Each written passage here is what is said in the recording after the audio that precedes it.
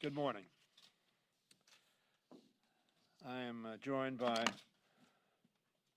today's Speaker Pro Tem, Debbie Dingell from Michigan, Philomene Vila from the state of Texas, and Don Beyer from the state of Virginia.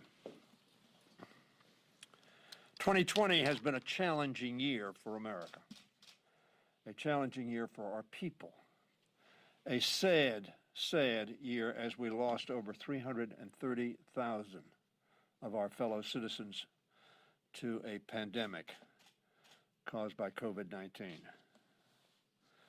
Since March, we have been attempting to respond appropriately and timely to the challenge, not only to the health of the American people, but also to the health of our economy and the extraordinary economic pain inflicted by COVID-19 in addition to the health challenge that it posed. We have passed a number of pieces of legislation. The first piece of legislation that we passed was on March 14th. That legislation passed 363 to 40. Shortly thereafter, some less than 2 weeks thereafter, we passed the CARES Act, passed in the House on voice vote. That was March 27th. On April 23rd, we passed the Paycheck Protection Program and Healthcare Enhancement Act, 388 to 5. On May 15th, we passed, because of the continuing challenge to health and safety and to the economy and jobs and welfare of the American people, we passed the HEROES Act. Unfortunately, by that time, the Republicans had decided that they'd done enough, that they should wait to see what would happen. When we passed the HEROES Act, and we passed it through the House of Representatives on a partisan basis, 214 to 207, the Majority Leader of the United States Senate, Republican Mitch McConnell, said, let the states go bankrupt.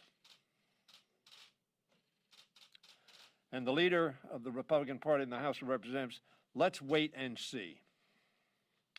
And of course, what we saw from March on was continuing death of our people, continuing challenge to our hospitals and our workers, and continuing devastation to our families from an economic perspective. We urged the Republicans to come to the table with us. Speaker Pelosi talked to Mr. Mnuchin, Secretary Mnuchin, numerous times. But we could get no movement as the country continued to lose citizens as a result of COVID-19 and continued to have economic challenge. So when we came back in September, we passed another bill, reducing the resources we have dedicated to fighting the pandemic and uplifting the economy by 35% as an effort to reach compromise. That was unsuccessful. Now, at an hour far too late, but never too late to do the right thing, we passed a very substantial piece of legislation just a few days ago in the House of Representatives. It passed the House of Representatives 359 to 53 in a bipartisan basis after very tough negotiations, prolonged negotiations, in which we urged substantially more investment in America's health and America's economy. But that was opposed. And the deal that we made was a deal that we thought was appropriate in the sense that it had the votes to pass. And, according to Republican leaders that I have talked to, had the representation from both Secretary Mnuchin and the President of the United States that he would sign the bill.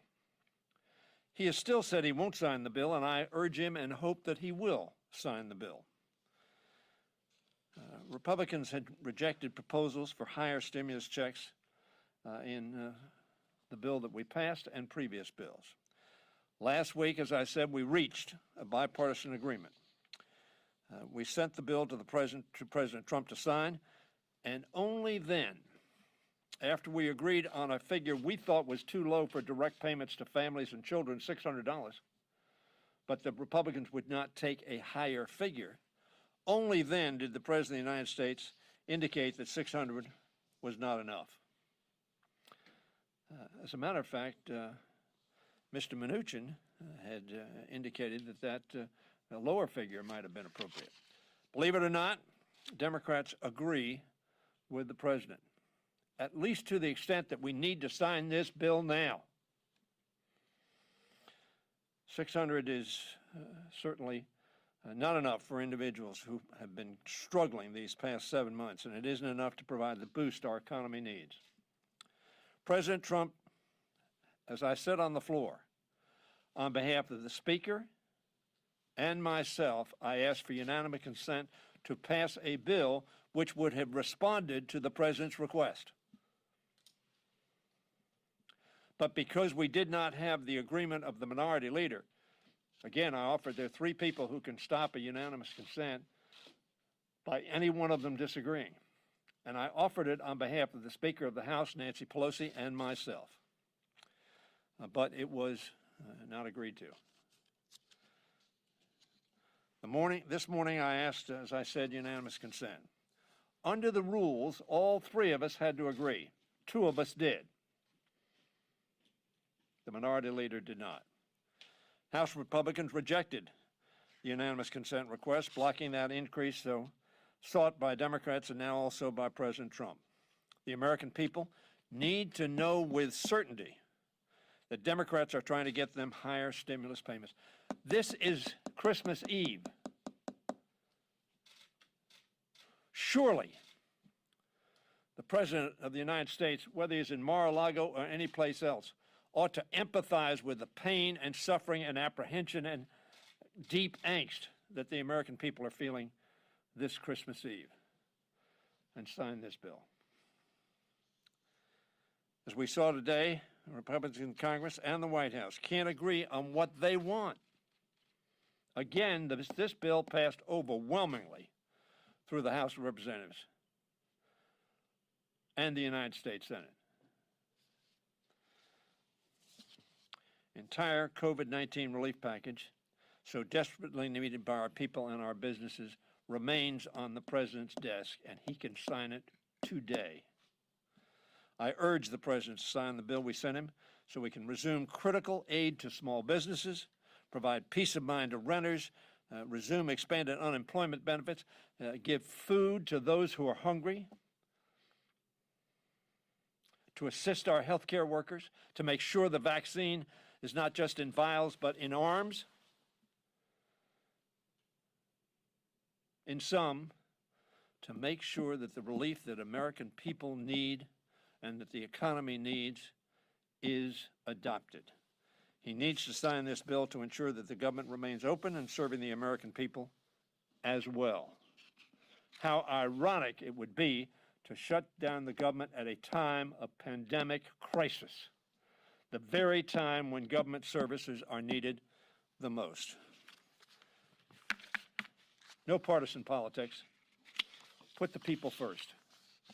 This bill is for the people, for the country. Sign this bill, Mr. President. Now I yield to the gentlelady from Michigan, who was the President pro tem, presiding today, and who's been such a fighter on behalf of all the bills I talked about in getting assistance to the American people, not only in Michigan, but throughout this country. Debbie Dingell. I want to thank my friend, Mr. Hoyer, who's been an incredible leader of trying to get something done over the last few months. It is Christmas Eve, but it is not a silent night. All is not calm. For too many, nothing is bright. And for too many, they are not sleeping peacefully. I did a town hall last night that had people crying, people terrified of what is going to happen. I have for months been talking to 10 restaurant owners a day who are desperately trying to survive. I've been talking to people who were scared they were going to be kicked out from their homes during the Christmas holidays. And still might be if we don't sign this bill. A father who called me 2 weeks ago and who said to me he had told his child that Santa Claus couldn't come this year, but he wanted to be able to feed her for Christmas. People don't know what the hurt is like there. Was this bill perfect? No. But it was a down payment on getting COVID relief to the people of this country. And then the president, when we finally thought that we'd be able to give people hope, that's what people need, hope, and be able to begin to continue to work on this in January, doesn't give a damn about people. He threw more fear. He threw kerosene on a Terrifier and is now threatening to veto this bill.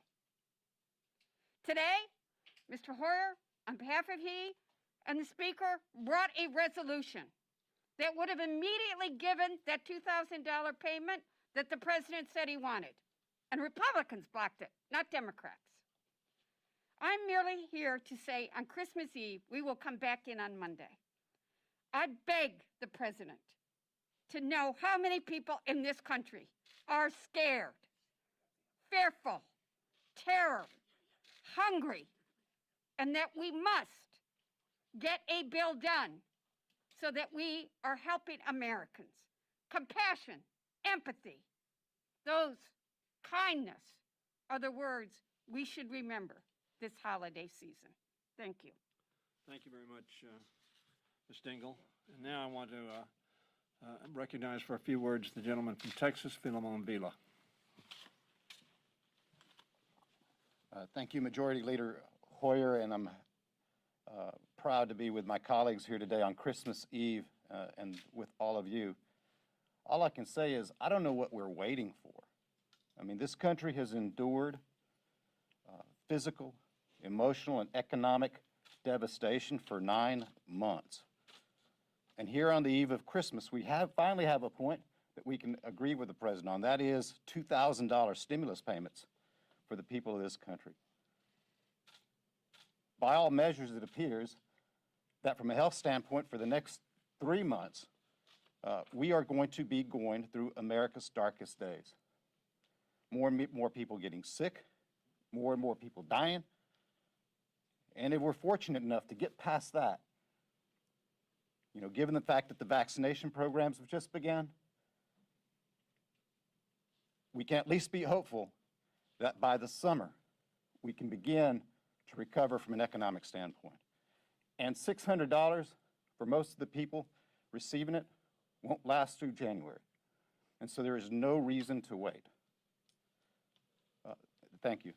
Thank you very much, Mr. Vila. And lastly, someone who knows not only the pain of people who are losing their lives and getting sick and can't give gifts to their children, put food on their table. Someone who knows firsthand the economic consequences of the failure to act. Don Beyer, the chairman of the Joint Economic Committee. Thank you. Thank you, Majority Leader Hoyer, and for all of your leadership. It's Christmas Eve, but it is not a wonderful life.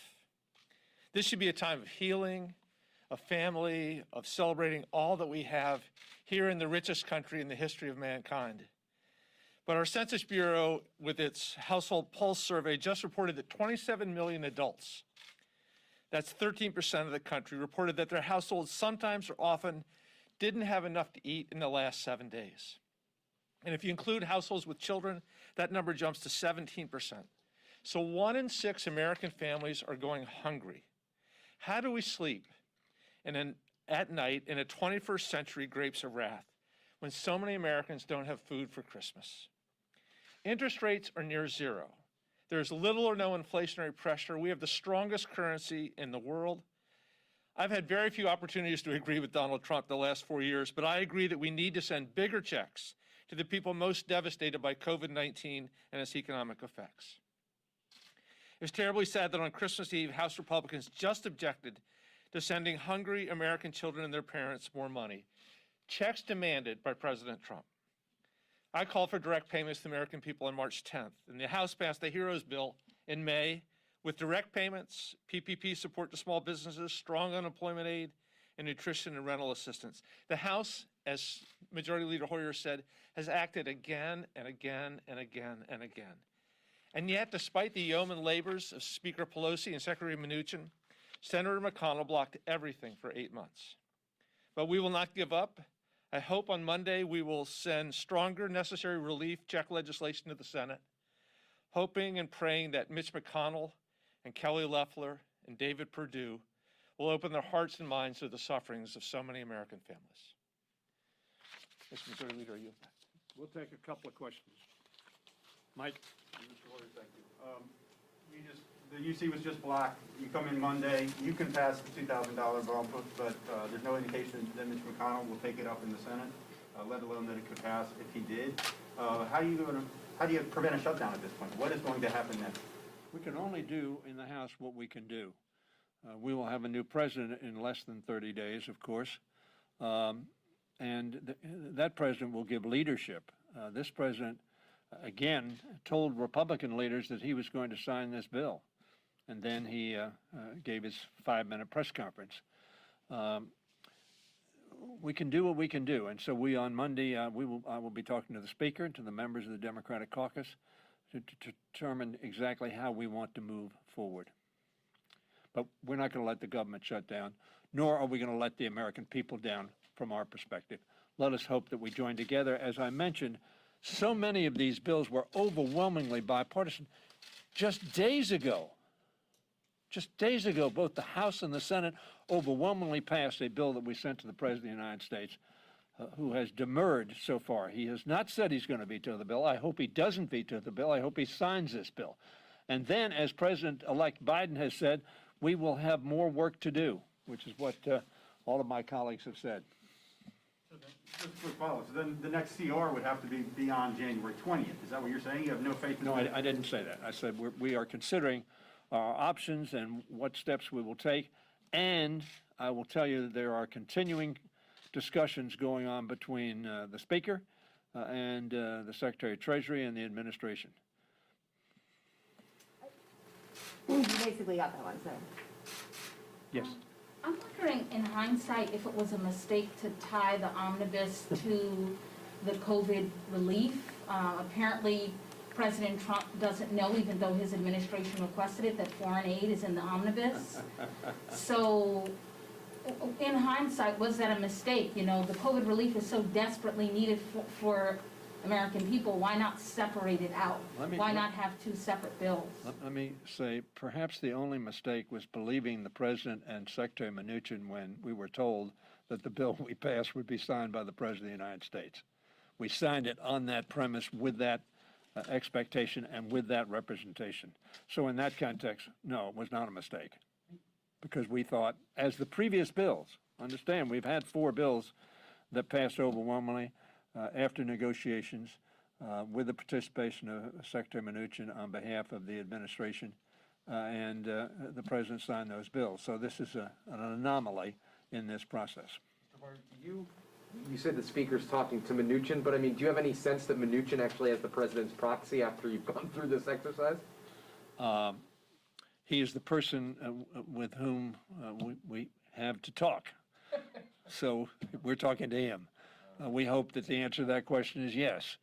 It was yes in previous occasions, not just on the COVID legislation, but you'll remember he and Ms. Pelosi reached a budget accommodation 2 years ago, which set the spending levels for 2 years, and that was agreed to as well. So we've had an experience where the President has, in fact, acted consistently with the representations made by Secretary Mnuchin. So we'll see. Again, the President, I want to make it clear, if you listen to the President's 5-minute, whatever adjective one wants to apply to it, he did not say, I'm going to veto the bill. He said that it was insufficient, wanted more, which is why we responded this morning to try to, consistent with the President's request, to accommodate his perspective.